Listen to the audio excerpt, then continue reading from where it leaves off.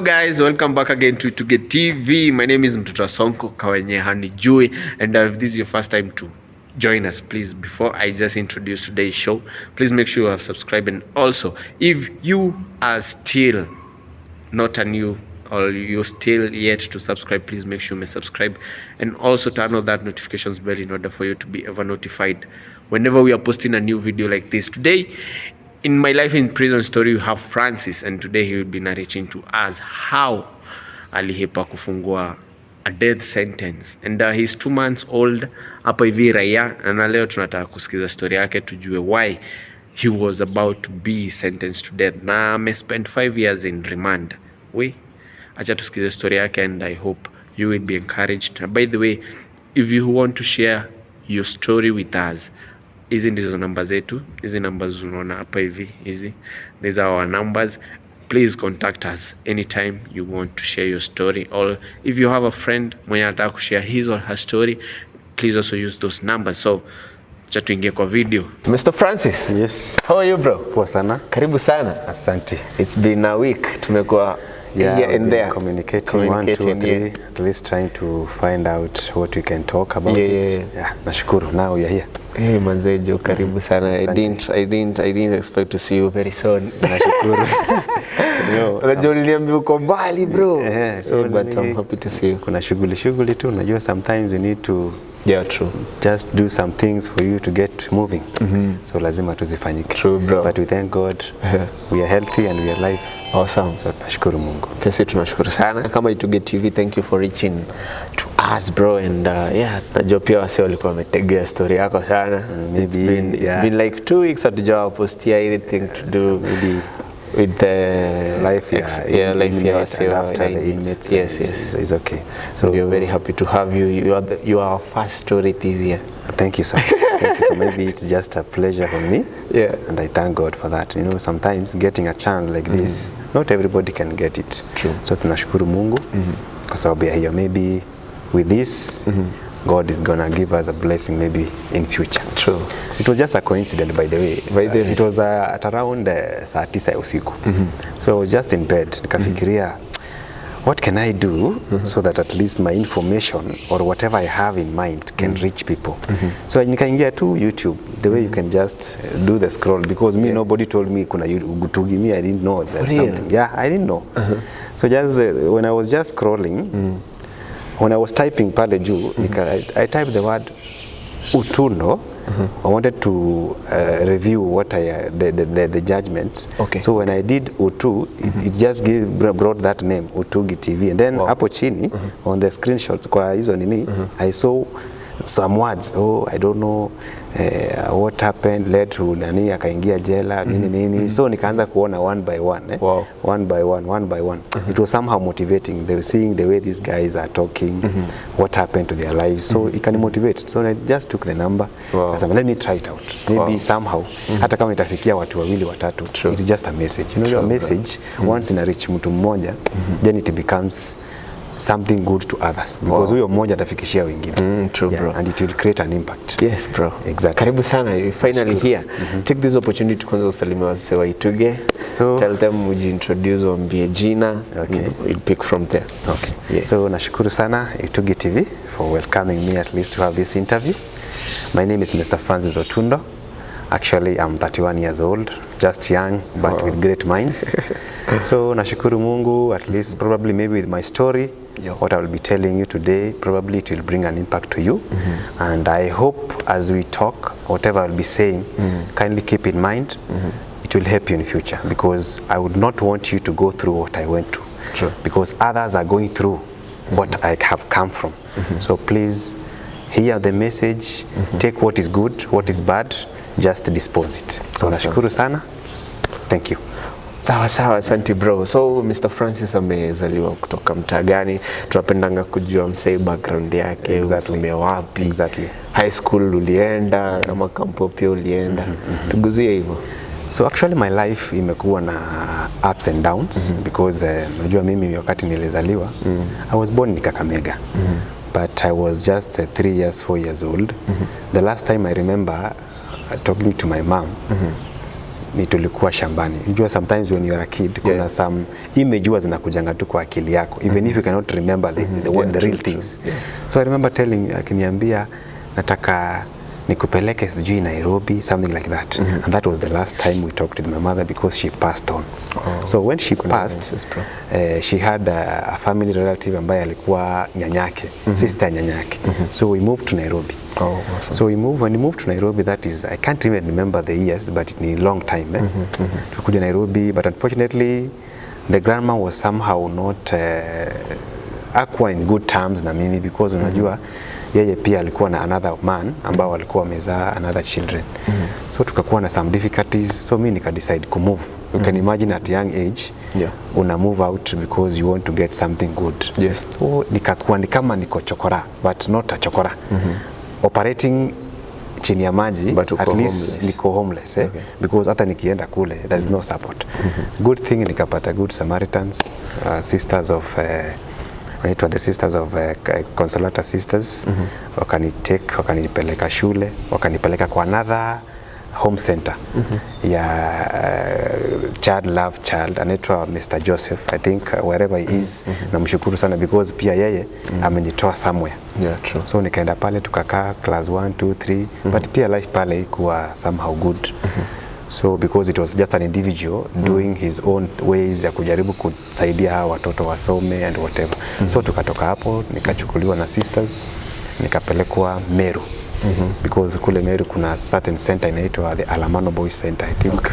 You might know about Alamano. So I was in Alamano, nikamaliza my primary. I got a good marks by the way.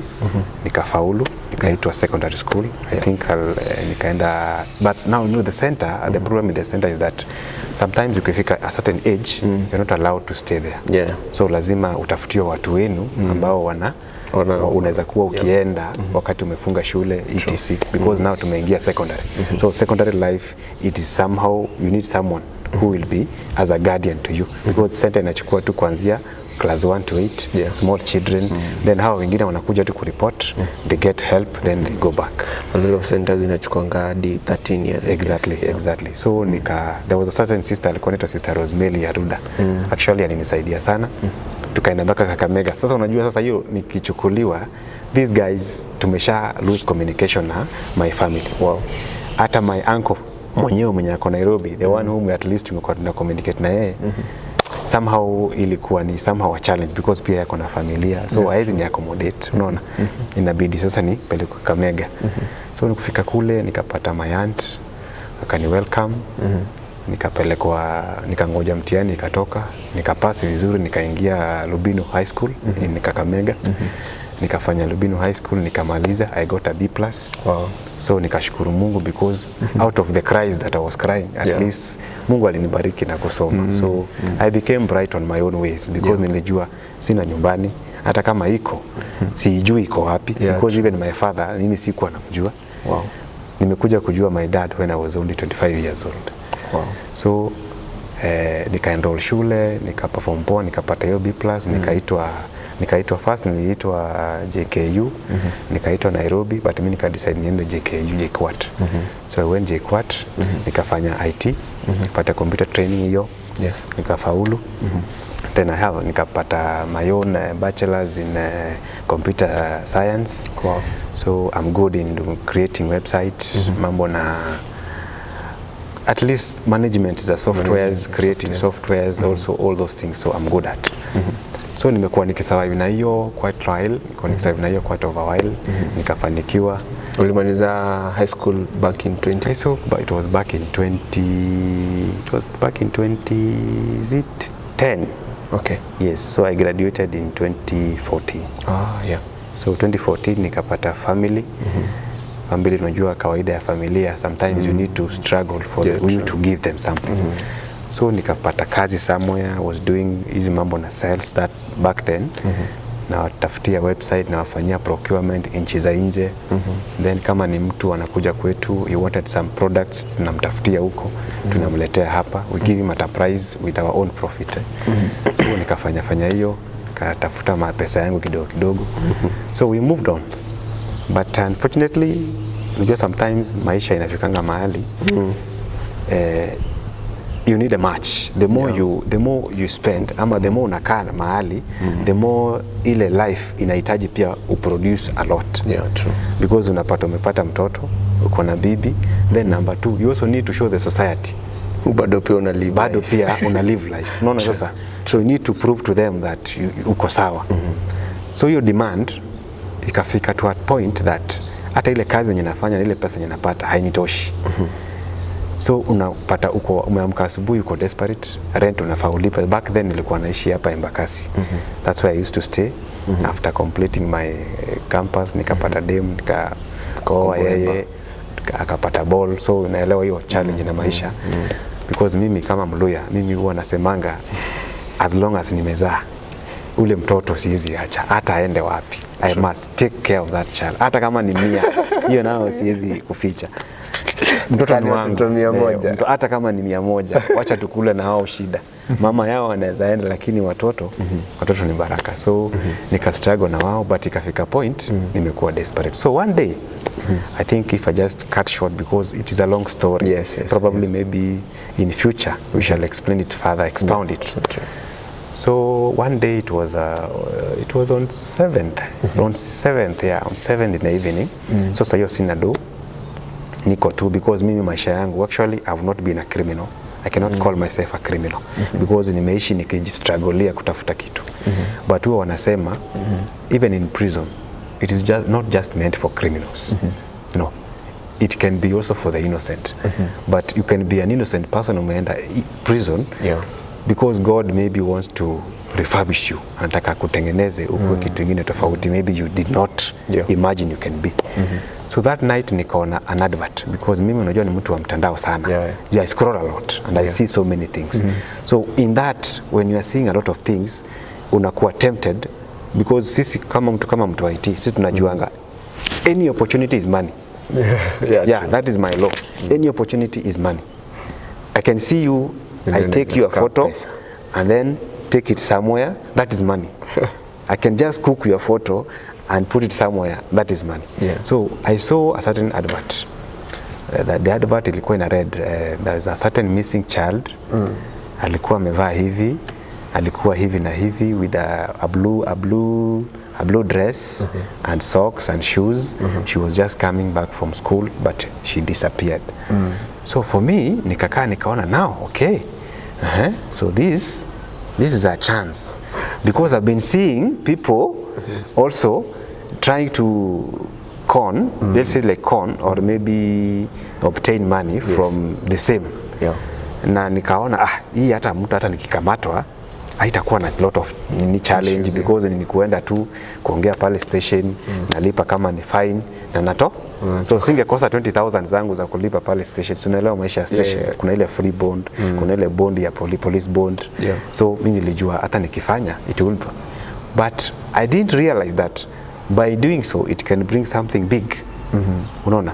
Na unaona that time ndio nilikuwa nimeanza tu build my life. Because mimi nilikuwa sure probably if kama ningekuwa nje saa hizi for those 5 years I've spent inside in a remand, probably maybe ningekuwa somehow mtu mbigi, because ile anxious nilikuwa nayo na bidii.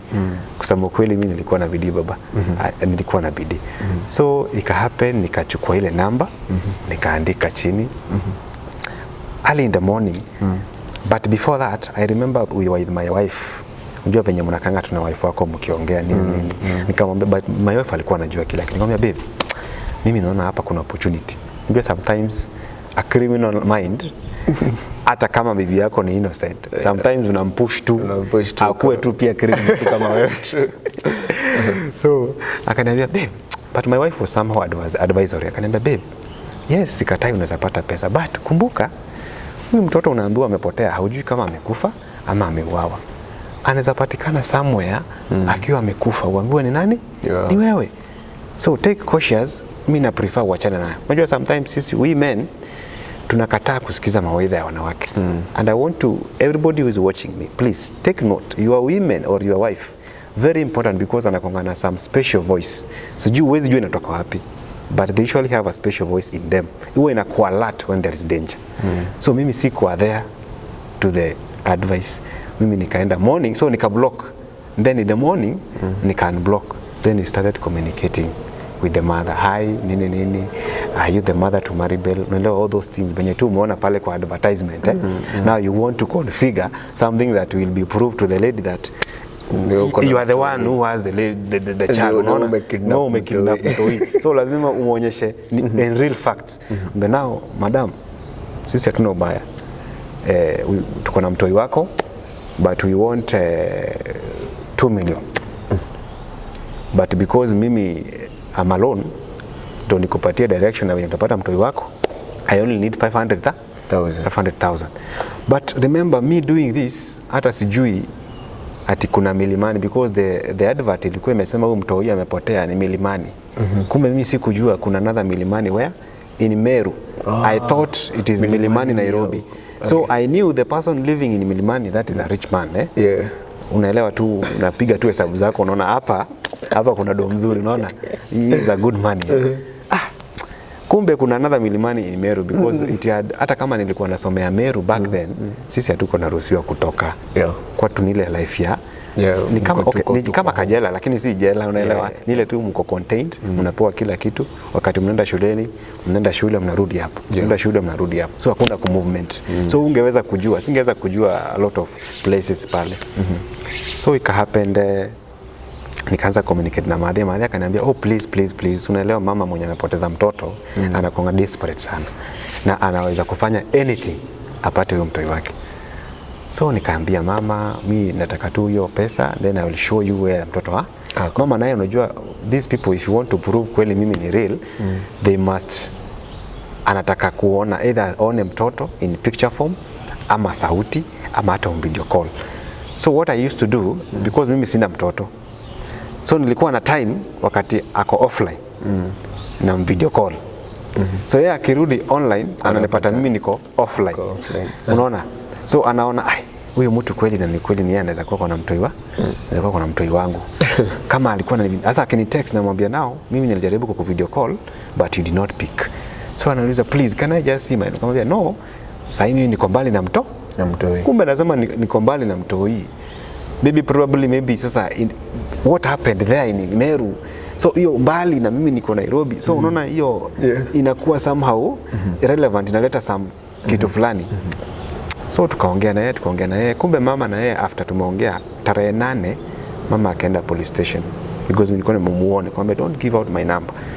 So mimi tayari nilikuwa nishajua obvious, hata nikimwambia hizi vitu zote huyu ni mtu atapeleka wapi kwa police station. But my main aim ni nikipata hizi do, because unajua mimi I'm good in IT, ndio. So where I was nilikuwa nimechange the GPRS location. Okay. So changing the GPRS location, so hata askari wangejaribu kunitafuta aje, wangeona tu huyu mtu ako kama ni Embakasi, let's say, but they don't know the exact place, because the GPRS the monitor tunatumia ni moja na hiyo monitor tunatumia iko wapi? Kayole. So automatically itakuwa inaonyesha this guy is just within Kayole, but where is he? Hatujui. So what happened, mama alishapeana information zote, nimetreated mama, nimeambia mama I'm going to kill the child kama utanipatia. So unaelewa those notorious words, because nimefikia mahali mpaka now nimeanza ku behave like a criminal. Because you're also desperate for money. Because I'm also desperate for money. Because I can imagine, mama amekwambia, please don't harm my child. I'm somewhere looking for that money to send it to you. So now mimi nilikuwa sana mimi napanga mikakati ya venye the transactions zitafanyika, because number 1, hauwezi tumiwa na M-Pesa. Number 2, huwezi enda kuchukua hii pesa cash, because you never know the decision mama ameamua, anaweza kuja na serikali ama whatever. So what I did, nilitumia nikaregister line ambayo haina M-Pesa, because that time ulikuwa ukitumiwa pesa unaweza enda una withdraw hata kama haina ile M-Pesa registration, so unatumia tu code. So nilimpatia namba yenye atatuma nayo nini pesa. Kumbe mama hii wakati wote tunaongea na yeye akini promise mara sasa it is on Monday let just me hurry up the information because of a lot of to avoid so many misinformation. Which year? So that is in 2018. Now we are on date 7th. Mtoto amepotea tarehe 6. It has been advertised on 7th. Mimi nimepata information nikaanza communicate na mama that morning hours. Tukakaa tarehe 8 I'm still communicating, demanding for money. Sasa ikafika tarehe 9 which is on Monday. No, tarehe 10, sorry. Tarehe 8 ilikuwa Saturday.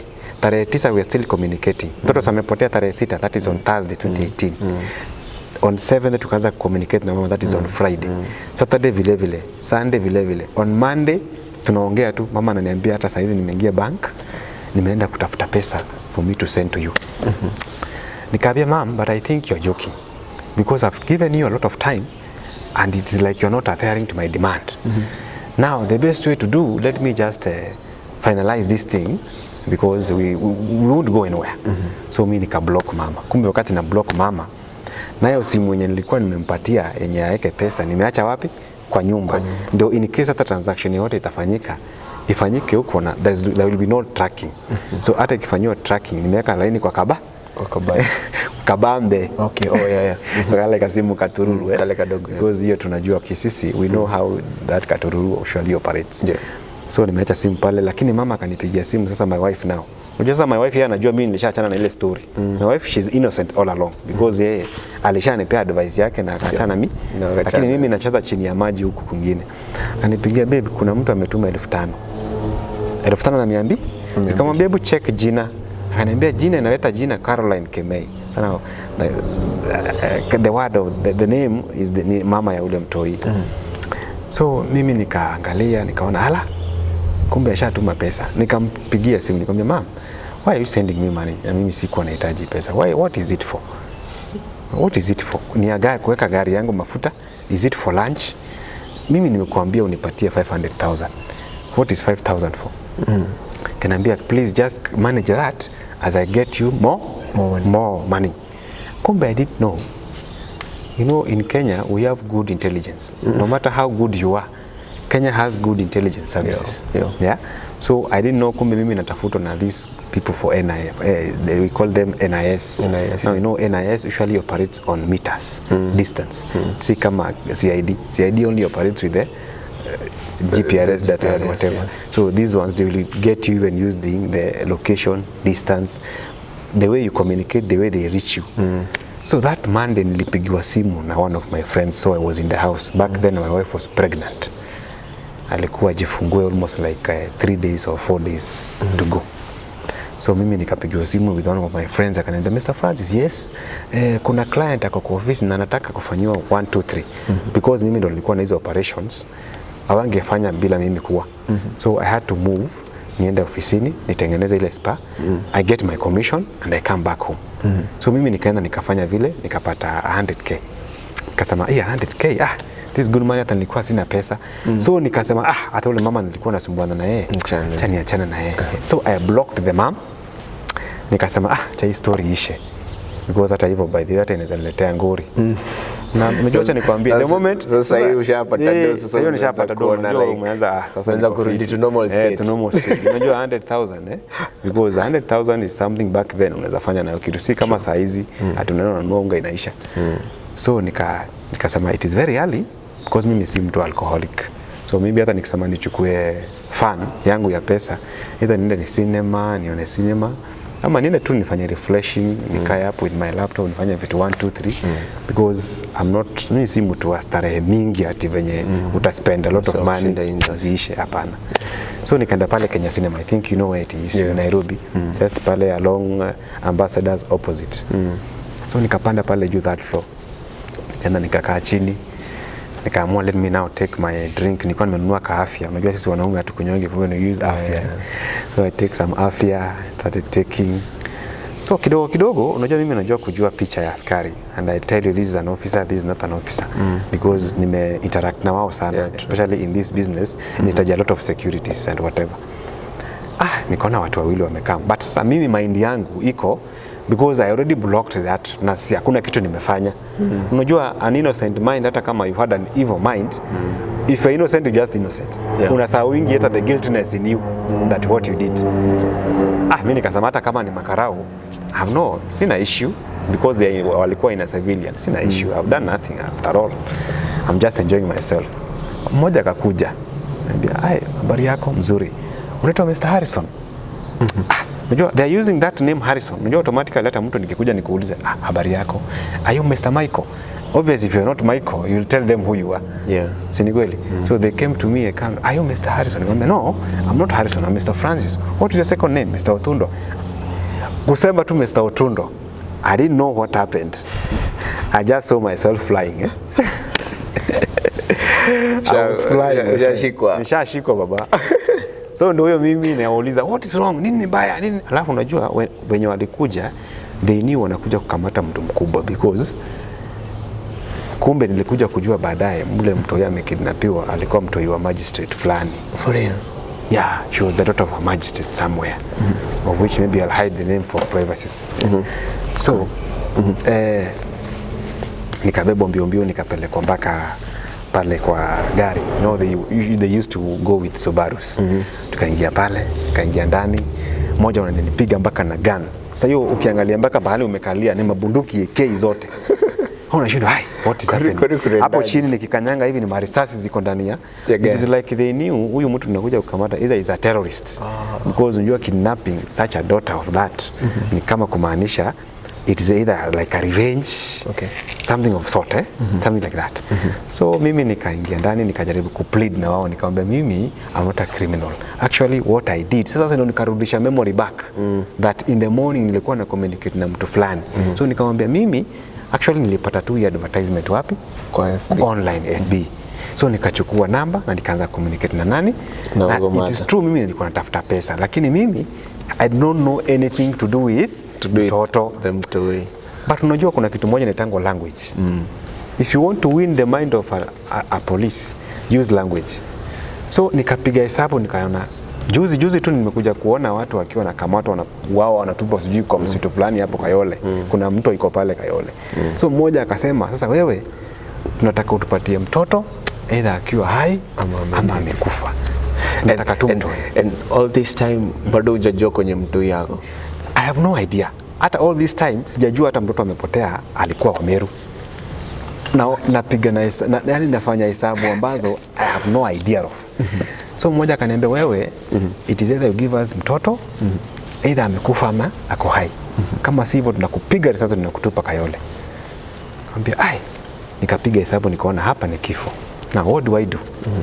Nikakumbuka kuna 5,000 ambayo ilikuwa imetumwa kwa ile line. You remember the line I told you before? Yeah. So nika come up with an idea, nikamwambia fanyeni hivi because we were communicating with the mother na hiyo laini iko kwa wapi? Kwa nyumba. So nikajua hawa watu watakuwa na interest ya kutaka ile laini iwapatie more link ya people who are involved because automatically kidnapping mimi kulingana na wenye najua kidnapping huwezi fanya kidnapping peke yako somehow. Sijasema I have done it before but even in series movies you will see how they usually operate. So with mind wakasema okay so kwa hivyo kuna laini ambayo ilikuwa inatumika. Kaambia yes iko wapi? Kwa nyumba. Mimi nikajua immediately watanifikisha kwa nyumba watapata nani? My wife na watoto. Unajua kama kuna kitu siaidiwa wanaogopa ni evidence ya kuonyesha kwamba wao wanajulikana, wao ndio wameenda na wewe. So automatically they will be held responsible yawe. So mimi act yangu ilikuwa hata nikikufa my wife atajua mimi nilienda nikaoa na serikali. Atakuwa na mahali pa kulink. Atakuwa na mahali pa kulink, unaona. So tukaenda mbio nikawapeleka tukaingia tukafika mahali as you walk kuna unajua pia askari they are human beings. Kuna wale wanaelewa, kuna wale pia wanataka tu kuonyesha mdosi anafanya kazi. Unajua sometimes tunasemanga in service when you are doing service hata kama si askari, hata kama ni kazi kama maybe any do it because you are doing it for God. Usifanye just because you want something, you are earning salary. Ifanye because you want something also from God to give you the blessings. Kuna wale walikuwa wananisikia nikiongea. Kuna wengine walikuwa wananiambia, Francis, kulingana na vile unaongea you seem innocent. But what you have entered yourself into, sioni hata ukitoka baba. Wewe unaenda kuwazia jela. So unasikia they are giving you motivation at the same time kuna wanaku they are diminishing. I don't know what are these people telling me surely. Anyway, let me take them home. Nikawapeleka kwa nyumba. Mimi the first time unajua sasa wangenipeleka ndani, waliniacha nje ya gari. So wakatoka, nikawapatia house number, nikawapatia mpaka namba ya mama. So wakaingia juu, wakaenda wakapata mama. In fact kuna mmoja wao alikuwa ananiambia wewe hata hujalala kwako. But mimi nimetoka kwangu. Even in the morning nilikuwa wapi? Kwangu. So wakaingia wakapata bibi na kuna one of my son also alikuwa ametoka shule. akakuja, alikuwa school fees issues, unaelewa, so that time sikuwa na do. So wakampata, wakaingia ndani ya nyumba, wakaanza kuuliza maswali nini kunihusu bla bla bla. Bibi anawaambia mimi nilitoka kwa nyumba mapema, sasa ndio wakanikujia. Sasa hapo chini tukapanda juu pale, tukaenda huko ndani, tukaongea na wao, mimi nikawaambia venye kulikuwa, tukaandika hizi tunaitanga, unajua wakati wanaingia ku search kuna ile search wanafanya kwa nyumba. So they took some of the receipts nini zile simu, sim cards zingine pia nilikuwa nauza za Orange. You can remember that days, time ya Orange tulikuwa tunauza hizi za Orange. My friend, hizo line zimeniletea noma baba. Wallahi walikuwa wasema hizo ndio watu yanga kuko. So hizo line zikachukuliwa, alafu bahati mbaya kuna some amount pia ilikuwa pale, a certain huge amount ya kama 20k. So walikuwa wanashindwa huyu mtu kama kweli anasema si yeye kidnapping, alitoa wapi huge sum of money. Alafu unajua kabla ukuje kujua huyu mtu ile kazi yenye anafanya, unajua askari yeye kitu ya muhimu yeye anataka, ametumwa kazi. Anataka tu kujua ile kazi ametumiwa ndio na hakika iko namna gani, it is done ama it is not done. So tukaongea na wao, wengine wakaanza kuelewa. So si morali imeanza kuisha chini. Ile hasira yenyewe walikuwa wamekuja nayo ya either we kill this person or atupatie mtoi. So nimejaribu kucontrol ile. Tayari nimeshaambia familia yangu, wamejua mahali niko. Nikabeba mbio nikapelekwa the nearest police station which is in Kayole police station. Nikaenda nikakaa hapo. Sasa nikiwa hapo ndo nakuja kujua kumbe kuna mtoi alipotea Meru. Huyu mtoi alikuwa only 9 years old, alikuwa anatoka shule. Mtu alimkidnap, but the person who kidnapped the daughter, it is like someone alikuwa anajua huyu mtoto. Okay. Because hata the way mtoto aliitika na akaenda kuembrace ule mtu. Unajua obvious mtoi hizi embrace mtu mwenye hajui. Mtoto mdogo obvious ata embrace mtu mwenye anajua. So alienda hivyo akakidnapiwa. It was on 6th now. So nikakuja ku catch up the story. Hata hii place, it is not Nairobi. Iko wapi? Meru. So mimi nikajua mimi niko sawa. Kama accident ili happen Meru na mimi nimekamatiwa Nairobi, then si kesi imeisha. Hakuna mahali nitapelekwa. My friend, kumbe mimi sikujua that it was just a start off. Ndio ilikuwa mwanzo wa masaibu. So nikabahatika, unajua pale cells unaweza pata watu wamekaa pale sana wiki 2-3. Ukikaa pale unaanza kujuana na askari, unaletewa kwa simu, unaongea 1 2 3. So nikapata simu, nikapigia wife, nikamwambia babe, mambo poa sana, niko Kayole police station, morning mkuje mnio. So unajua wife sasa ako depressed, hata ako na stress. She's pregnant, she's expecting a delivery. Haya, kuna kijana naye ako hapo, so inakuwa ni hectic. Wakakuja very early in the morning. Now wamefika tu hivi. Now the CIDs wamefika pia na wao. Kaniambia now we want to take you to Meru because that's where the case is.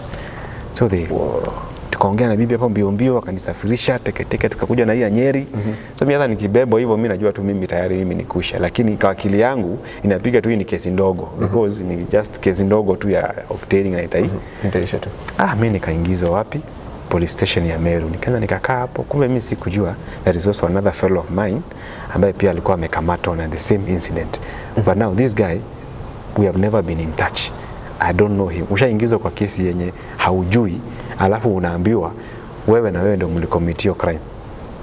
Na nakwambia my friend, hakuna kitu mbaya kama unaambiwa umefanya kitu yenye hujui. Heri kitu yenye unajua. Because at least utajua zile mianya utapitia ili uweze kufanya nini? Kujitoa. So tumekaa pale station mwezi wa kwanza, tumepelekwa kotini, tunaambiwa now these people warudishwe cell for 24 days. Imagine 24 days wakifanyia uchunguzi bla bla bla. Hizo norms tu za koti, za kawaida tu. Investigations are still ongoing. Sijui nini. Sasa on the 16th of that month ikakuja kupatikana. Sasa nikiwa pale cell najaribu kuongea na wife, namuuliza how are things going for, because unajua kesi zingine kama hizi hata kama ulikuwa na friends wote wanatorokanga. Nobody will come to see what is happening because hiyo umekuwa advertise uko kwa Citizen Live, so you can imagine uko NTV, some of these big channels. Who will come to secure you? Nobody. So the only person who will only come to you a rescue is only your family. So family, Domi inasema before I continue, family is very important. Stick with your family. Your wife, your children are very important. Hao watu wengine wako nje just bonus. Because nobody, no friend, hata huyo friend unafikiria ni rafiki yako zaidi, hata kuja kukusaidia when you are in trouble, because yeye pia atakuwa na ile mind ya kwamba you are guilty. True. You are guilty. So protect your families, your children, because that is your first line of defense ukienda kuomba usaidizi. So tumeingia pale station, tumekaa pale, bibi napigia na muuliza what is happening, akaniambia ati kuna mtoto amepatikana huku na ameuawa. Sasa unaona in Nairobi, na mimi nimekamatiwa Nairobi. Nikajua hapo ni because hii connection, unajua in cases what tunasemanga we have two types of connection. Kuna direct, kuna indirect, kuna circumstantial. Na circumstantial kuna venye inatengenezwa mpaka inakuwa you link, it is you. Ama wanasema now because you don't have a direct but you have an indirect circumstantial. So indirect circumstantial automatically hiyo hata kama unajaribu kuevade kuna uwezekano ikuingize ndani. So nikajua hiyo ni one of them. Kasema nao mtoto amepatikana amekufa. Ile maneno ya bibi yangu si imekuja. Mtoto amepatikana amekufa. Ndio baadaye ananipigia simu nikamwambia naomba bibi hapana. Si mwanaume, alikuwa mtoto kijana, alikuwa mtoto msichana. Nikakuwa na hope, huyo naomba Mungu tu bado ako hai ni kutafuta na tafuta. Unajua najua akipatikana akiwa hai, mimi nitapelekwa na kidnapping. Kianza na kidnapping, kuna venye mimi nitacheza mimi pale kotini, ama mimi na pesa ile kidogo nilikuwa nayo. Story hii. My friend nilikaa hapo station, that day 16 ndio tunapata simu, CID anakuja kuniambia Mr. Francis unajua nini? Nyinyi mmeua mtoto. Na mtoto amepatikana akiwa amekufa, ametupwa msitu. Kuna msitu yuko pale Meru, sijui inaitwa aje, inaitwa I think kuna word kwa kingumuru huko, kuna kingumuru a certain tree that inapendwa kuona sana na tourists. Ametupa kule na tayari mtoto ameshaoza, ameshakulwa na termites. It's like ule mtoto either aliuawa the same day ama we don't know the day, because unajua mtu akipatikana ameoza it means si wa hiyo siku, either amekaa. Nikasema God, what is this? Mimi ni hivyo. Sasa hiyo ni kesi ya murder. Sasa sitapelekwa kotini na kesi ya kidnapping, napelekwa na kesi ya murder. Sasa mimi sijui there is another fellow pia ako pale ambaye tumekamatwa na yeye. Hata aniambii, hata tuongei. Yeye tu naambiwa na other friends that kuna another person mmekamatwa mko naye. Mimi unajua sasa pale inakuanga ukifika jela ama ukifika pale cell, it is about you. Yourself. It's not about us. Hata tukikamatwa tukiwa wengi, it's just about you. So ndo tukaanza kuongeongea. After a while, tukiwa mmepelekwa kotini wawili, ndio sasa tukaanza kuongeongea, akaniambia what happened. He was just a friend. But to me, I will not talk on that part of him, because you never know the mind of a person, because hata yeye inaweza kuwa labda hapo mbele nikiwaelezea alifungwa, lakini you never know. Either he might be guilty or innocent, because court is just about ushahidi. Court tu ni ushahidi. Ushahidi wote tu kiletwa pale, as long as ni ushahidi, inakufunga tu. So tukatolewa pale, tukapelekwa sasa remand Meru, tukakaa remand Meru. So tukapelekwa kwa judge, alikuwa anaitwa Judge Mabea. Mabea akasema hii kesi because iko na interest haiwezi fanywa hapa, because the mother pia alikuwa anafanya pande hizi za kazi, so lazima tuitoe hapa tuipeleke wapi? Nairobi, any other place. Akachoose wapi? Chuka, it is within Tharaka Nithi County. So nimeenda tukapelekwa pale Chuka, tukakaa pale. So all this time bado kwa police station ama mshapelekwa remand? All that time tumepelekwa remand sasa. Na unaona sasa watu wangu wenye hata nimeambia nobody is interested kutaka kufuatilia, because this thing imekuwa na interest sana. Unajua automatically wale watu wako raia na wale watu wako ndani, kuna ile communication. Wao wanajua if they try to help you, it is like also them wanakuwa leaked. So unapata watu wengi wanatamani kukusaidia ndio, lakini hawawezi, because wanakona ile fear that if I try nitafanya nini, I'll be part of it. So mimi struggle nikiwa peke yangu, tukapelekwa kwa Mabea akapiga transfer kesi, tukakuja mpaka wapi? Mpaka Chuka. So tukakuja Chuka, Tharaka Nithi County. My friend, kama kuna shida inakuanga kwa jela ndogo, my friend. Mimi ile mateso nimepitia nikiwa jela ndogo ni mbaya sana. It is better mtu akupeleke jela kubwa. I'm not saying that, but jela kubwa is much more better, because kule space ni kubwa, then advantage pia kutoka nje iko. Then pia askari ni wengi, so pia ile communication na watu wengine inakuwa much more better. But where I went ni kadogo, then sasa wale wanajua you as a murder suspect, wewe ndio mtu mkubwa sana ambaye tuko na wewe hapa, una protectiwa kama VIP. You can imagine So tukakaa pale pale, stress ni mingi, maji hakuna, so it is a place where it is a desert area, but by look of things ni mahali pia wewe mwenyewe tu unahitaji tu kustruggle for you to survive. So tukakaa pale, tukapelekwa kotini, tukaanza hearing, tukaanza kuomba bond. So that time you can imagine ile pesa yenye nilikuwa nayo peke yake ni 100k. Ile 100k maybe nilikuwa nimespend kama 10k, na hiyo 90k tayari imeshachukuliwa pia mpaka na magawa. So you can imagine hauna kitu. So ile kitu umebaki nayo ni only property, na zile property umebaki nazo ukipiga hesabu lazima uweke wakili, lazima usijue ukitaka kuomba bond ulipe almost like 20k. If you want to do all those things za koti, they require money. So you can imagine hauna pesa. Where will you start from? So nikakaa pale, nikaenda kotini, nikaambiwa kuna kuanga na mawakili wa serikali unapewango bure. Nikaenda nikapatiwa wakili wa serikali.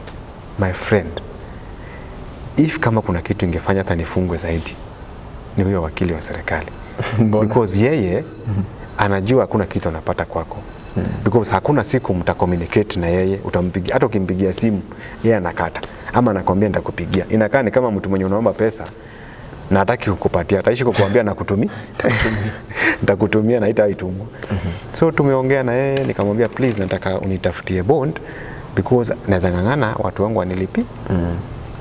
But let me tell you, kama kuna mahali pia kuna corruption, mimi siwezi ogopa kusema ni koti zetu. Koti zetu kuna a lot of corruptions. Because utapata wametutumia, kuna watu wanaitwa probation officers. Probation officers wanakuja, wanakuhoji. Badala waende wapeleke information venye umewapatia, waende mpaka kule kwenu wa interrogate huyu mtu ni wa aina gani, alikuwa anafanya kazi gani, is there any possibility that hata tukimpatia bond atatoroka, ako na familia. So the report they brought to the court ilikuwa somehow malicious, haikuwa nzuri. So haingeweza kunisaidia kupata nini bond, because they came saying this guy comes from I don't know where, akipatiwa bond ata disappear. Familia yake ilimwacha. Sasa hiyo wananiambia, wanasema familia yangu ilimwacha, nimeacha bibi na watoto, wanataka bibi na mtoto akaona delivery anafaa kuzaa, but they are saying sina hata familia. The same thing the judge mwenye anatoa ile judgment, bibi yangu ako pale ndani ya koti na because that time alikuja na akona mtoto pale, but bado wanasema they cannot clarify if it is indeed true that this woman that there is here is really my wife. So ukapiga hesabu nao, kwani wanataka proof gani? Marriage certificate or what do they want? So nikanyimu bond, nikaambiwa it cannot happen because hata wale mashahidi wanakuja kutoa shahidi ni watoto wadogo and they fear, so let them finish, utaomba baada.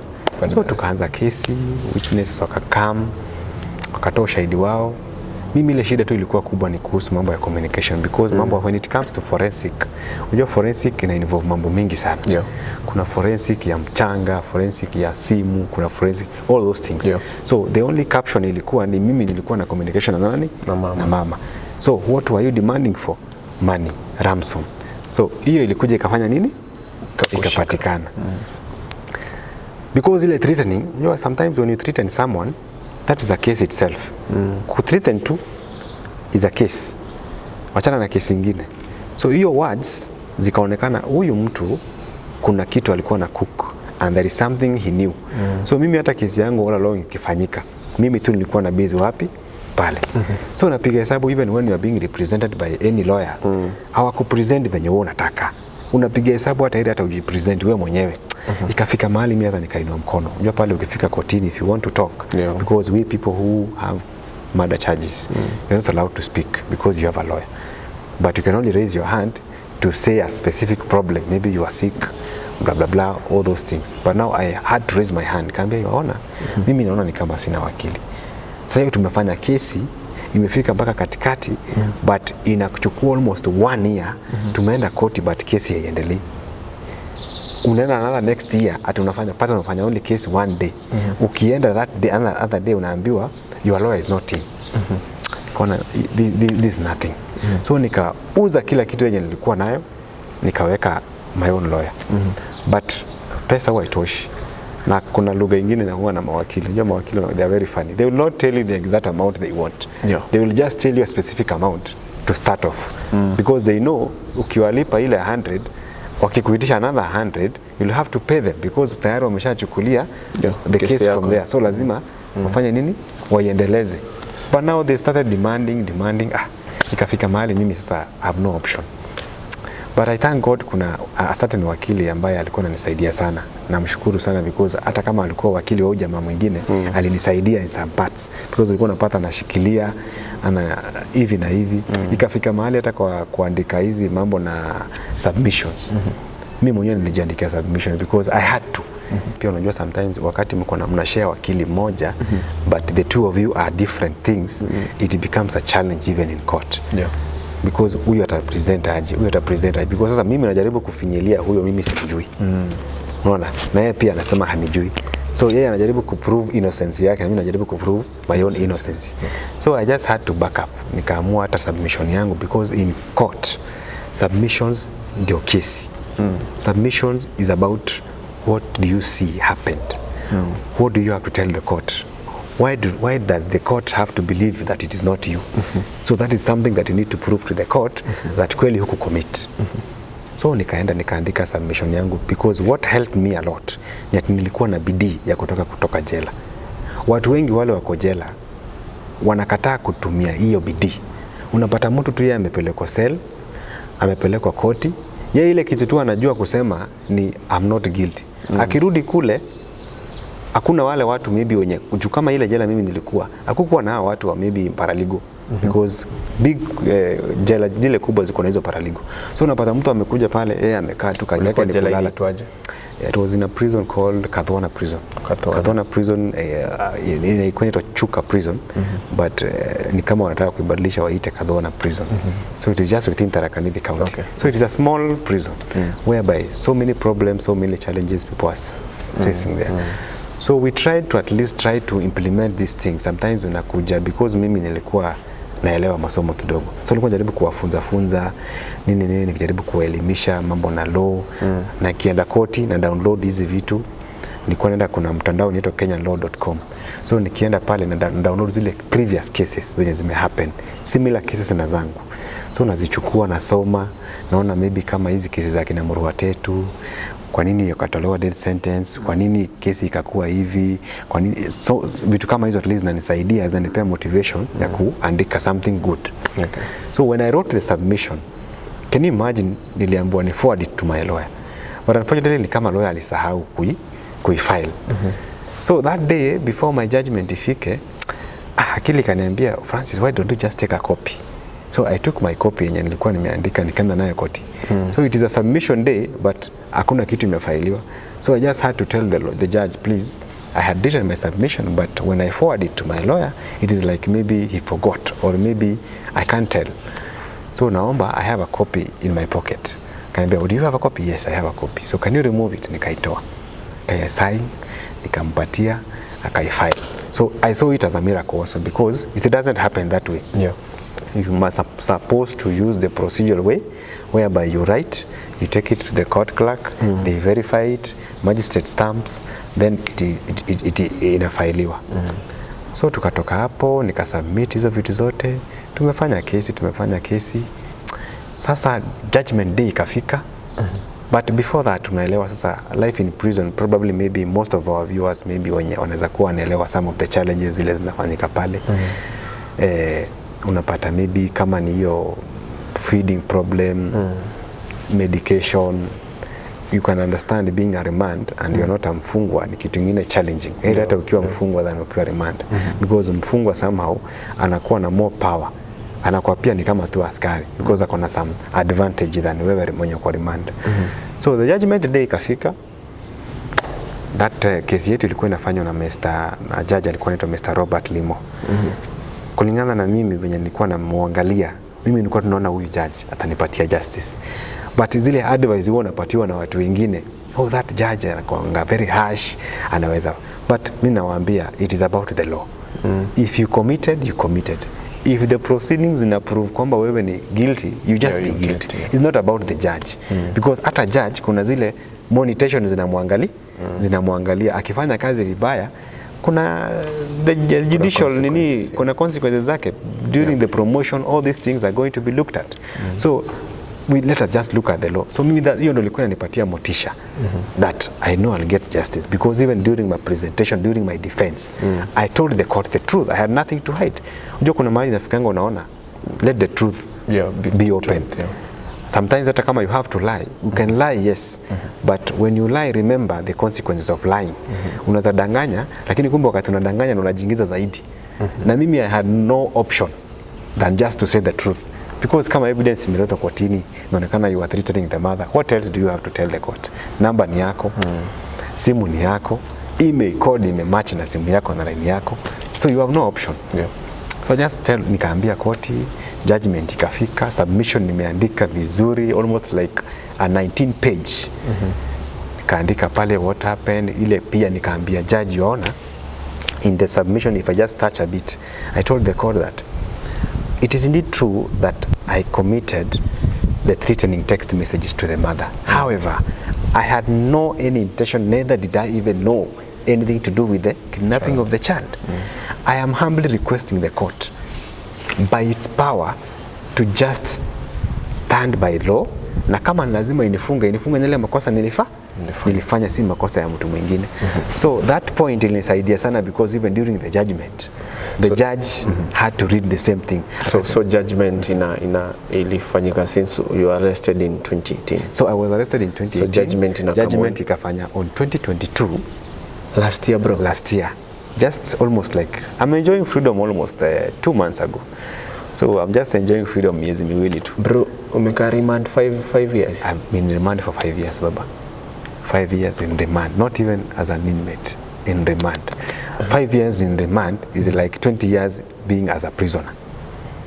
Yeah, because zile mambo zina happen in remand, my friend, even to announce them inakuwa pia ni aibu.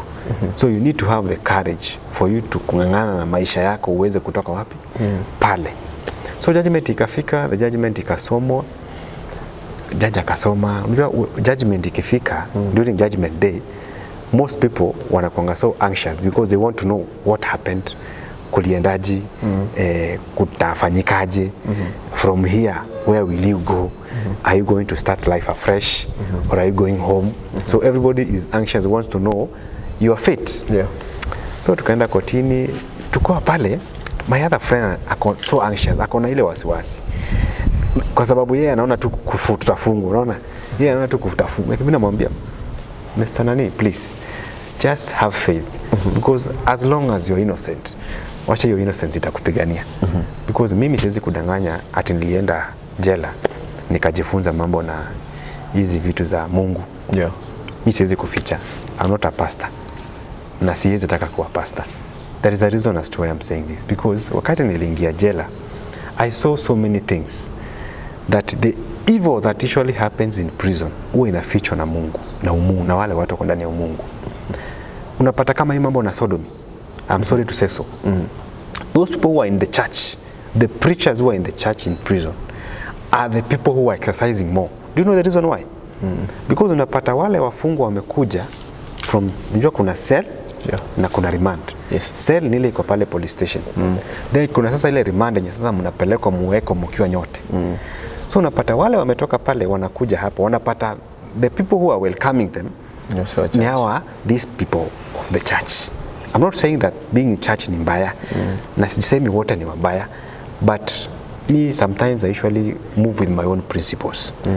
Because in human beings, have your own principles and you will see una succeed. So mimi nilienda pale nikaona, no, being in, actually I'm a Catholic, I'm a total Catholic, but nikaona kuna vitu zinafanyika pale, hizi hours zenye zinafanyika, nikaona siwezi jifunza vitu zingine ambazo maybe hata in future hazitanisaidia, na kama zitanisaidia zitakuwa na bad image. Because wewe kwa mfano huwezi kuwa unaenda kanisa yenye unasikia mchungaji analala na vijana wadogo. Hata si wasichana, vijana. That is sodomy. How will you feel? Very will you continue going to the church? No. You will, hata kama unasemanga church ni roho yako, roho yako pia inahitaji hizi vitu zingine zote ndio roho yako ikue. It is not about the heart, it is about everything that is surrounding your heart. depending from the church, the preacher himself, the people who are coming to the church, and all those. They create a background for your heart. So mimi nikaona no. So nikajienroll tu mambo na kujifunza, yes, but mambo na kupreach or being a preacher, I said no. Let me just be teaching these people the way. So mi kuna mahali nilifika nikaamua kutafuta a certain book. Kuna book ilikuwa inaitwa ya madam fulani anaitwa Katie Souza. She was also an inmate. Aliingia jela because of narcotics. Akakaa almost like 7 years. Wakati alitoka akaenda akaandika a book. That book was called The Road Towards Expected End. The Road Towards Expected End. Yes, The Road Towards Expected. I think you have read it. So when I read that book, nilipata a lot of information from the book. And it is from that book ndio pia nilifanya nika survive jela na nikatoka. Because utapata in that book kuna mahali inakuambia about time. You might hear 5 years as a long time. Because kama kuna kitu mbaya ambayo utaambia mfungwa ama maybe a remand avumilie na kuangalia hivi na macho mbili ni time. Anamwambia ndugu vumilia. Ni leo tu, kesho huwezi jua. Unajua ukiambia what are you telling me, unamwambia nimekaa hapa miaka 20 bwana, unaniambia kuhusu time, what are you telling me? So I read that book and jaribu kuni encourage, ikaniambia now in the book ina talk about your life back ukiwa nyumbani. How was your surrounding? Ile vitu zilikufanya wewe ukaingia maybe in a crime session. Ile vitu wewe mwenyewe unaangalia after the crime, umeingia kwa crime, uko in prison. What are you supposed to do for you at least to be closer to God? Na wewe pia mwenyewe either ujitoe kwa hizi vitu ndo in future usirudi kwa ile mambo. Then after umefika kule, what can you do to those people who are found there? Na wale pia umeacha nyuma, unaweza fanya nini kwao? So I began teaching that book especially in prison, and people came to love me, wakanipenda sana because mimi hata nashukuru Mungu because mimi nasemanga hata kunitoa kwangu jela, it might be not that I'm innocent that much, but niyo tu baraka nilipata kwake. Because mimi nakumbuka that Sunday before niende judgment, kuna hao watu wa crusade walikuja. Unajua ukiwa jela, if you want to know unatoka, look at the signs of previous signs. Unaangalianga ule mtu mwenye alitoka ni signs za gani zilifanyika. Nikakumbuka kuna certain guy alikuwa hapa. Ilikuwa judgment ilikuwa Monday, but the same Sunday kuna watu wa church, the same people walikuja ku preach. Na the same man alikuja akasema there kuna miujiza itafanyika. So mimi sikuanga na hiyo interest ya watu wa church, siwezi kuficha. Mambo ya kwenda sijui crusade, sijui nini. Nilikuwa napenda kukaa to my own life. Kaa nimetulia, if you have any problem you come to me. By the way, watu wengi walikuwa wanapenda kuja kwangu sana for advice. Najaribu kuambia venye ukienda kotini you're supposed to do, because in prison you need someone to monitor you, to mentor you, to give you advice, because if you don't ask or if you don't seek you will not get. Utaendelea tu kukaa wapi? Pale jela. So mimi nikawasaidia, nikawafunza that book, how it talks about venye unaweza jisaidia, venye unaweza toka jela. Wengine wanasaidika. By the way, I can tell you almost like for the 5 years I've been inside, wenye wametoka kupitia my advice, siwezi sema ni mimi judge, but advice yenye niliwasaidia nikawasaidia almost like 120. And you can imagine ni prison yenye huwezi access computer, because big prisons unaweza pata big prison unaweza pata hata kitabu usome ikusaidie. So I had to use my own efforts, whatever I'm getting nasaidia nani? Nasaidia wase. And you can imagine wewe unalipia ile kitu, lakini sasa hao wenye unafunza ni wale tu watakwambia bro shika kasoda, because sasa unaona mtu hata ukimwambia leta 200 ama 300 atatoa wapi? Na unaelewa maisha ya jela haufai kuwa na cash, una rules pale. So ukiwa na cash pale ni illegal. So unapata the only way thing you can do is just to assist for free, because maybe wewe unajua ile kitu unatafuta. So tukafanya hapo, nikasaidia watu, tumeenda judgment imesomwa. Let me just be a bit fast kidogo to nirukie vitu. Judgment imesomwa ikiwa inamalizia, because the judge who read the judgment mwenye alikuwa isome alikuwa amepigwa transfer. Lakini alikuwa ameiandika akaitumana, because once kesi imeanzishwa na judge fulani either imalizie ama mwingine akikuja iendeleshe, itabidi tu aianzie. So sisi tukapiga hesabu, judge amekuja mwingine, kesi ianze tena, tukae another 5 years, that is 10 years in remand, wacha iendelee. So yeye alikuwa anakuja anafanya kesi, anarudi wapi? So we used only to have one session, sometimes one session per year. Yeah, unaelewa sisi watu wa mada ukiwa pale, you can only do a case either once ama twice.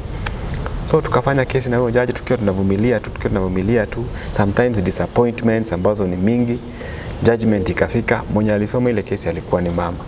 So I thank God because alikuwa Madam Getari. Mrs. Getari alikuwa anafanya kazi hapa Kirinyaga. Akapigwa transfer akakuja pale Chuka. Actually mimi naona kama ni God send, but it is not about yeye kunipenda, is about the law. Unajua sometimes when you are good unafuata sheria, pia Mungu pia anakuwa ndani yako, because Mungu ni sheria. Because without the law there is no, hakuna Mungu, because Mungu pia anatuambia tufuate sheria ndio tukue closer to him. Because kupenda jirani, kupenda nini, all that is about God, ndio.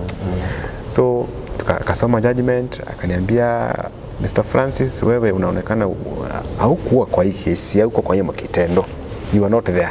However, tunaona ya kwamba wewe you are threatening the mother.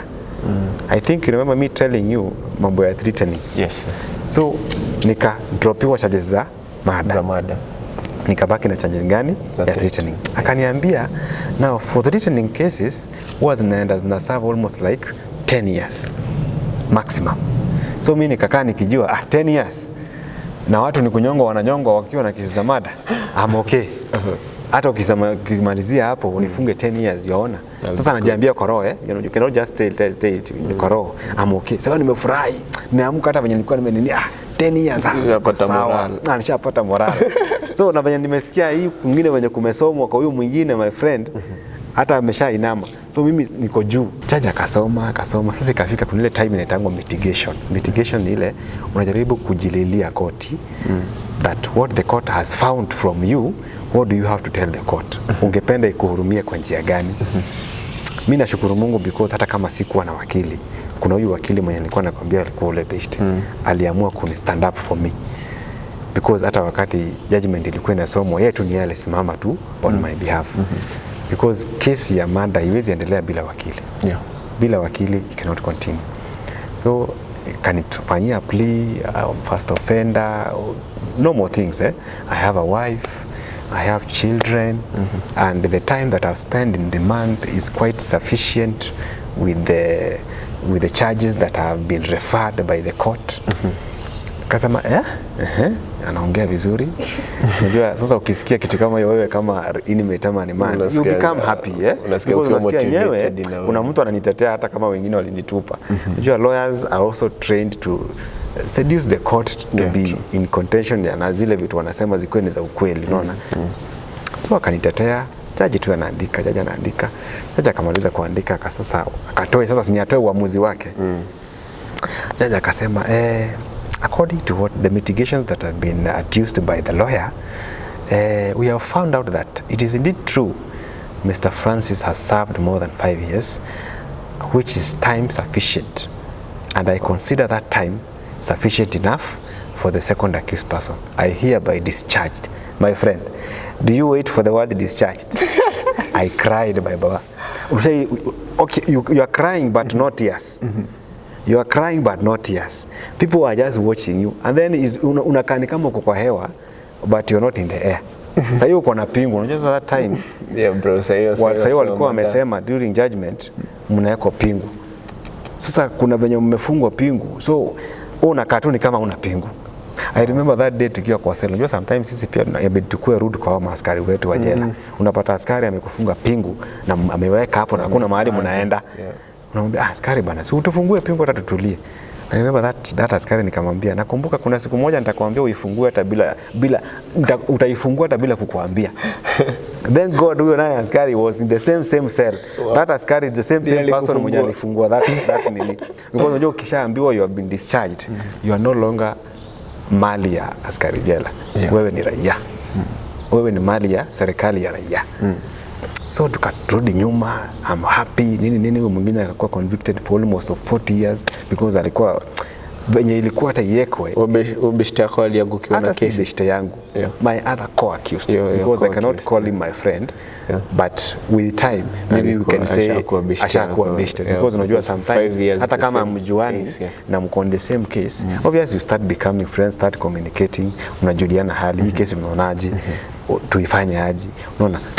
So but ile kitu ya muhimu itakusaidia ni wewe mwenyewe venye utajipresent, defense yako venye utaitoa, because lazima ungangane ujitoe. And because I know you were communicating with him, was he the one who had murdered the girl? Okay, actually about that I cannot tell you, because mimi, as I told you from the start, innocence ya mtu you cannot prove it. Hata koti huwezi prove innocence ya mtu ama guiltiness. Ni ile tu inabidi watumie sheria. The other guy tumekaa na yeye for long, but ukisikia story yake, actually yeye alikuwa ni mpenzi wa madam. Okay. So it is as if ni ile inaitangwa relationship gone sour. Okay. So they might have either walikosana, because kulingana na zile proceedings zenye zililetwa kotini, the mother alikuwa anajaribu kuonyesha koti this other guy is like wali break up because of affairs zao maybe hazikuleta. But I cannot talk about that guy, because to me kulingana na nimekaa na yeye, siwezi sema either ako innocent ama ako guilty. Hiyo inabaki kwa roho yake. Kama hata mimi wakati nilitoka nilimwambia Mr. Ben, because anaitwa Mr. Ben, nikamwambia wewe, you know your heart, and if it is indeed true who commit a crime, there is another step for the appeal. So just pray, omba Mungu na ujue ya kwamba kila kitu inafanyanga na sababu. Because mimi hata kushikwa mimi tukiwa na wewe hatungewahi juana, so maybe Mungu alikuwa na sababu yake. So wewe enda ndani, but omba Mungu kila kitu kila siku, na ukue committed sana na kukua na tamaa ya kutaka kutoka. Usiende ulale na that umefungwa uende ulale, no. So about innocence na guiltiness yake siwezi kuambia, because sometimes kuna watu wanafichanga mambo yao mpaka kifo. Kuna watu wezi amua kukuambia kitu, na akisema hatakwambia. Juu yeye anapiga hesabu wewe ni accused wake. Akikwambia ukweli, si utaenda ulipue pale ndio ujiokoe. So you can imagine inakuwa ngumu kwake kukuambia. Lakini hawa watu wengine, they used to come to me. Unapata mtu anakuja ananiambia Mr. Francis bwana. Na mimi mtu akikuja kwangu nilikuwa namwambia I only have one principle. Ndio nikusaidie, you must tell me the truth. Because jela usiponiambia ukweli nitakupea defense gani? I will not, sitaweza. Lazima nijue ukweli ndio nikupatie link ya kuweza kupenya. So wanakuja kwangu wananiambia ukweli na wajaribu na wasaidia. So kwake yeye, mimi ile kitu tunaweza sema innocence na guiltiness only lies on his hands. Hata si mambo na koti. Koti nimekuambia ni proceeding. Na proceeding ni tofauti na maisha ya mtu ya roho. True. Proceeding is just about law. Na law, it can be harsh on your side or ikuwe ni rahisi kwako. So it will only depend na mahali itakupatia. Ushahidi ikiwa mzito, hata kama ni ya uongo ama ni ya ukweli, itakube. You just have to follow the law. When I was discharged, nikaambiwa nao tumekuachilia and you have given you 1 year. Usipatikane kwa makosa tena. So unajua ile anxiousness na furaha. Ile furaha iko kwa mfungwa ambaye amekaa almost like 5 years ndani, hana hope ya kutoka, because mimi hata nikitoka pale nje that day nilikuwa na hope ya kutoka, ndio hiyo faith. Lakini on the same hand roho inaniambia hapana, utundo prepare yourself. It can be worse, because my other fellow here ameshaji prepare, ameshanionyesha hapa tunafungwa. Because hata tukiingia kwa cell that day ameniambia France, sisi tunafungwa, tunafungwa tayari, hii kesi had already given up. Alikuwa amesha given up. So tumepack vitu kama ni ndoo, unajua jela ni ndoo. Ndoo ndio kabati ya mfungwa. Ndoo ndio kabati ya mfungwa. Kama una ndoo jela una struggle sana, because ile ndoo ndio utaweka vitu zako nini. Search ikikuja inamwaga chini, maisha ya jela inakuwa ni day in day out. Lazima tu ni kustruggle. So tukakaa tukiongea na yeye, but mambo yake mingi mimi singeweza kujua, because people come from different background, people have different ways of communication. So nikaachiliwa, nikadischargewa the same day, because mimi nilingangana the same day nitoke the same day, because nilikuwa na ile tu starehe ya kutaka kuona hewa. Because kama kuna kitu mfungo anakosa ni kuona hewa ile safi. Because kule ndani kuna wale watu ambao kuoga kwao hiyo ni history. Wanaoganga wakati wamepigwa fimbo. Kuna wale watu huko ndani yeye chawa kwake si shida. Kuna wengine hata wanazikula. Yes. Unapata mtu anauma kichwa anakula juu ya njaa. Ananiambia wewe ndo unashinda ukininyonya. Wewe ndo unashinda ukininyonya. Now you must revenge, because wako na ile mila ati kitu yote inakuuma, pia unafaa uiwaye nini? Uiume. So ile uchafu nini, kelele, my friend, that was my first time after 5 years kwenda mahali kuko quiet. ukitoka hivi nje unasianga kuna kaupepo kamekupiga hua, you feel like you're in another world. So nikatoka, hata ujuangi fare imetoka wapi. Siwezi kumbuka fare ilitokanga wapi by the way. Wallahi I cannot tell you ilitoka wapi. Mimi nilijipata tu niko na do.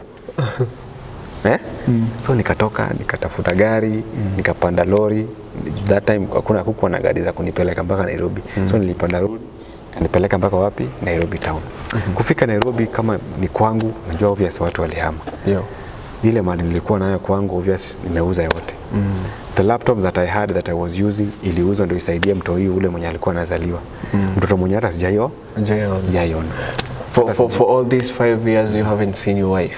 Okay, my wife used to come. Okay. But unajua sometimes women have weakness. And when a woman gets a weakness, automatically, especially ikikuja kwa mambo na finance, he will just look for a better place for her to survive. True. So akamove, akaanza kutafuta maisha yake, mtoi akampelekea nyanyake. So mtoi akiwa kule inakuwa mtoi wa kwanza ama wa pili? So ni mtoi wa pili sasa. Okay. So mtoi akiwa kule ana struggle nini, bado ni mdogo. So hata ajui babake ni nani, ajui mama ni kusema nini. So mimi nimetoka nikajaribu ku make follow up. But my wife namshukuru because hata kama alikuwa mbali, he used to communicate. Even if she didn't come most of the time, because alikuja mwaka wa kwanza, wa pili, tukisonga hivyo mimi nikamwambia, ilifika mahali mpaka nikaambia wife, mimi nimefungwa miaka ngapi? Miaka 10. Because sasa namwambia hivyo ndio nimpatie courage ya kwamba nitatoka. Unajua ukiambia bibi utatoka, ataenda haraka sana. Lakini ukimuonyesha kwamba you are coming, atakuwa na ile impression, my husband anaku.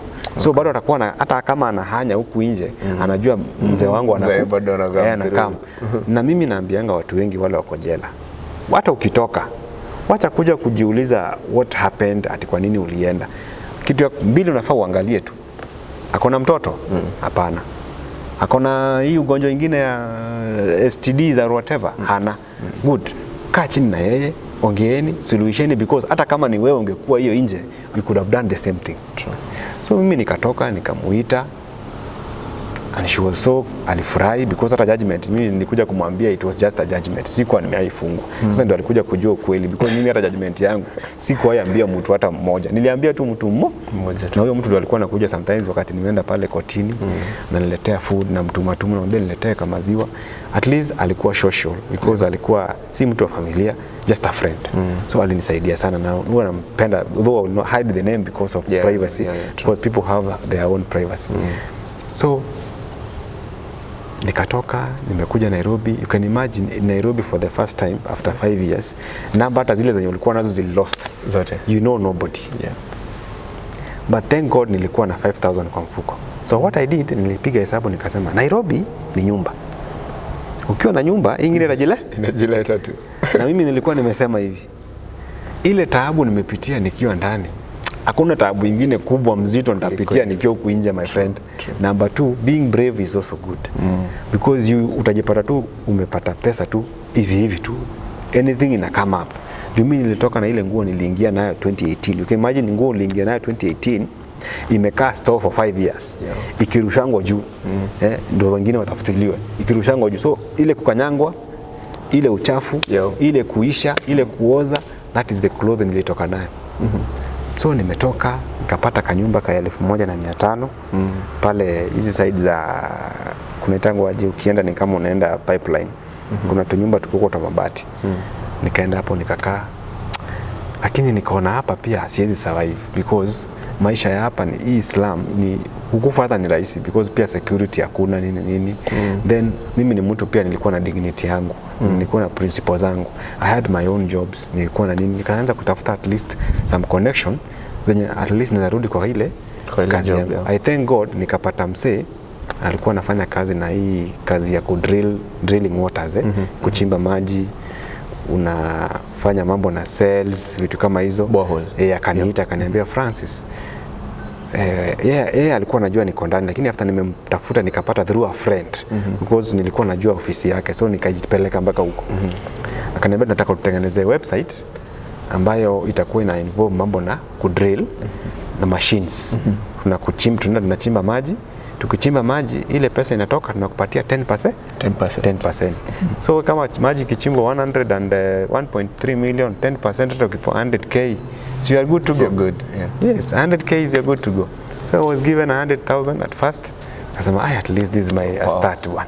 Nikaamua kitu ya kwanza I will do kuingia kwa boutique tu kwanza, nitafuta hata kama ni kanguo tu juu mwanaume Nairobi nguo kweli, hata kama ni nguo mbili, hata kama ni tatu, venye nikichapa step ya kwanza niingie kwa ofisi fulani hapa, I'll be good to go. Yeah. Number one, ukumbuke my record still ni ati I'm a criminal. Yeah.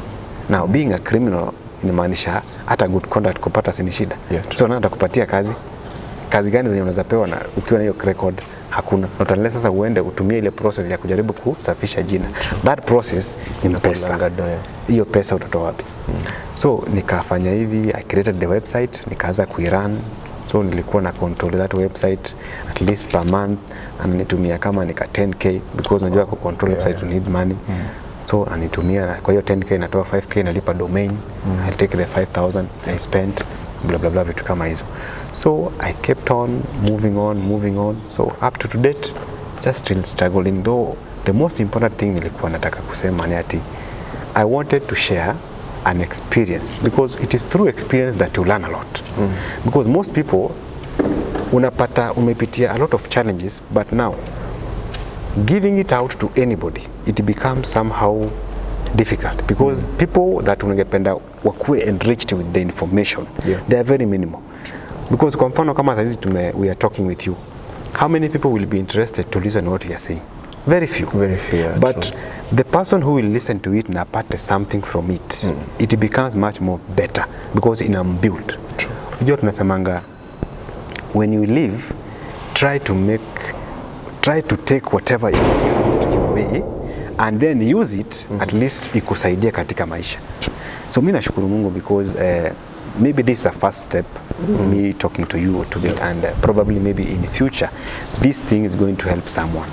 I will not say that I am here to seek finances, but then mimi hata ninaomba anybody who is outside there, mimi I'm not asking for any money.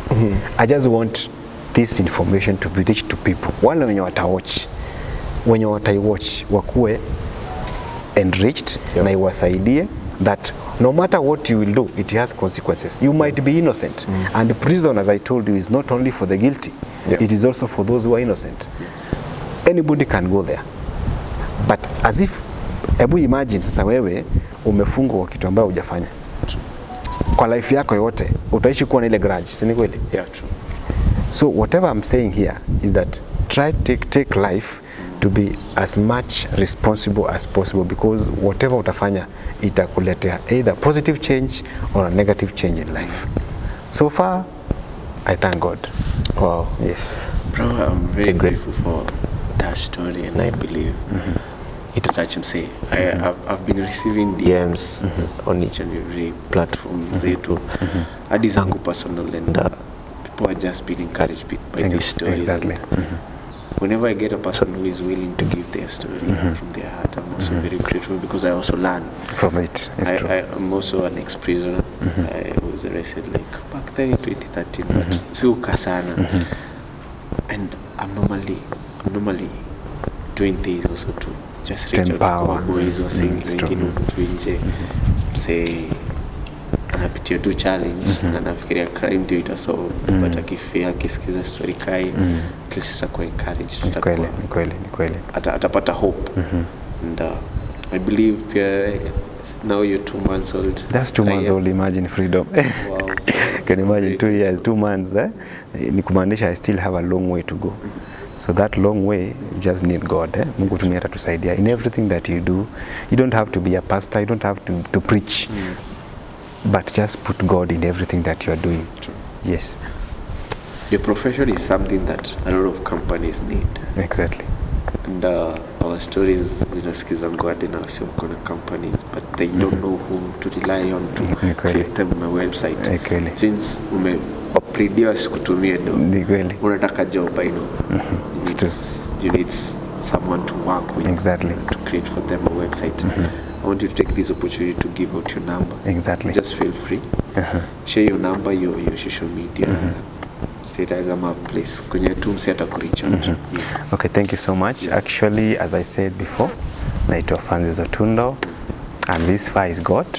So in case maybe you would like to reach me, maybe you want a company to profile, maybe websites, or maybe you are looking for anybody who wants to drill, you need water, or you need all those drilling machines and everything, you can reach me on 07 026 564 38. That is 07 026 564 38. My Facebook page is Francis Otundo Vinyes. That is where you can find me on Facebook. Then my email, probably you can just write it Francis Otundo, then you add a D, then @gmail.com. I repeat it again, Francis Otundo, then you add a D @gmail.com. My number is 07 026 564 38. Thank you. Awesome. I hope each and every one of you mmefikiwa na hiyo story, and we are very grateful, bro, for having you as our first story for 2023. Thank you bro, much pleasure. I believe a lot of people will contact you. Exactly. Nashukuru sana, na muwe na wakati mwema baba. Bana. Thank you for this day. Familia washarudi? My family are back. Okay. In fact, as I was communicating with you today, nilikuwa nimeenda kuwatafutia birth certificate. Okay. My wife is there. Just young venye tu nilimwacha. Unajua sasa hiyo yenye walipita na yeye, sijui walifanya nini, niyo namwambianga you did that ndio hao watoto wasome. So mimi nimwambia as long as ukupata ball na sija kupata ukiwa na ukedi, so me I'm happy. Let's just get back together, because hata mimi I would have done the same thing. So for the ladies who are outside there, as you do anything, just remember your man. Tafadhali, just protect yourself. I'm not saying that going outside is good, but sometimes it depends the situation. Situation sometimes inafanyanga mtu wana change. Because hata kama ni wewe, my friend, huwezi expect your wife ameenda ndani and then uko nje, maybe hata hujazaa, utaendelea tu kumngoja. You're not even sure kama atakuja ama atakuja. So sometimes those challenges sisi kama men, we also need to understand. Kuna challenges zinaingilia wanadamu ambayo wewe kama mtu mwenye uko na akili timamu, you just have to forgive. True.